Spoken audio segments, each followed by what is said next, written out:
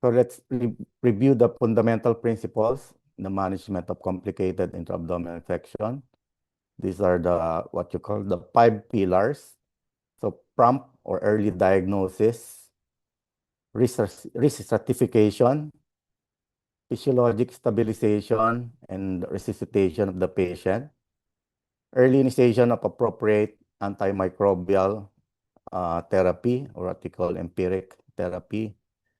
And this is the most important for us surgeons, the timely and adequate source control. So now we have the 6 pillar or 6 principle, which should be which should include reassessment of the clinical response after the treatment or intervention and appropriate adjustment of the management strategy depending on the response. So here's an example of treatment algorithm from the World Society of Emergency Surgery. So once diagnosed, patient should start empiric antibiotic therapy based on local epidemiology, risk factors for multi-drug resistant organism, severity, and first fluid support, particularly if there is hypotension from sepsis and septic shock, use of vasopressors if hypotension persists following fluid loading, source control as soon as possible, particularly in critically ill patient, and there should be microbiological culture to identify the pathogen and determine the susceptibility, and then reassess the antibiotic therapy, whether to expand, change, or de-escalate your antibiotic regimen.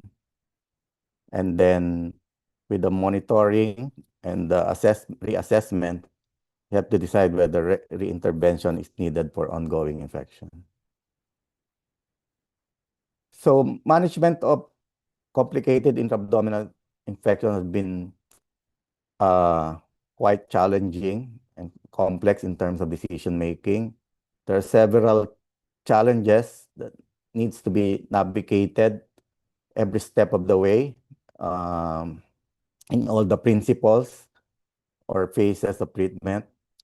So first, with prompt diagnosis, this is the recommendation from one of the guidelines. A step-up approach for diagnosis from clinical and laboratory examination to imaging examination should be used and tailored to the hospital resources. Well, what does this imply or mean? For example, if CT scan cannot be scheduled immediately, as in some local settings, we cannot do it within the hour or two. Diagnosis can be made or justified based on clinical findings alone, together with CBC, abdominal X-ray, and ultrasound.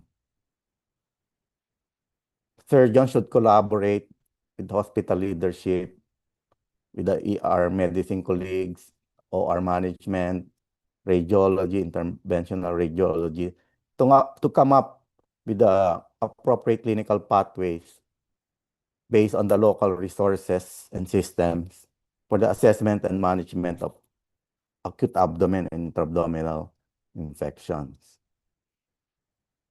How about risk stratification?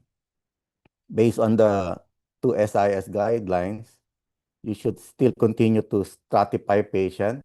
I use phenotypic and physiologic factors as mentioned earlier, including signs of sepsis or septic shock, extremes of ages, patient comorbidities, extent of abdominal infection, and adequacy of initial source control.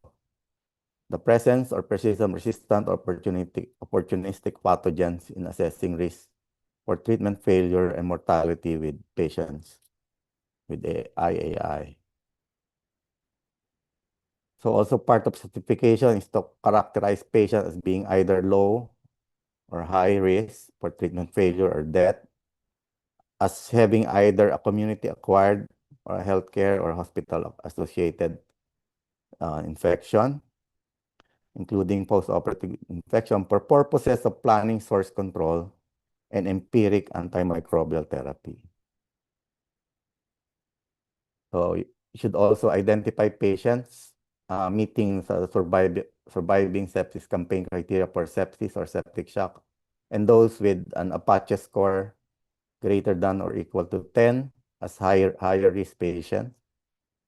Consider patient with at least two physiologic phenotypic risk factors for an adverse outcome, those having diffuse peritonitis and those having delayed or inadequate force control as potential higher risk patients. So again, the definition of healthcare associated intra-abdominal infection as mentioned earlier. How about the initial stabilization or resuscitation? There's also a recommendation that early recognition of patient with ongoing abdominal sepsis is an essential step for an effective treatment. Prompt administration of IV fluids, particularly crystalloids, for resuscitation is critical in patients with an ongoing sepsis. This initial resuscitation should be titrated to the clinical response and not solely guided by predetermined protocol or formula. Vasopressor agent, particularly norepinephrine, may serve to augment and assist fluid resuscitation, particularly where this therapy alone is failing or non-responsive to volume repletion.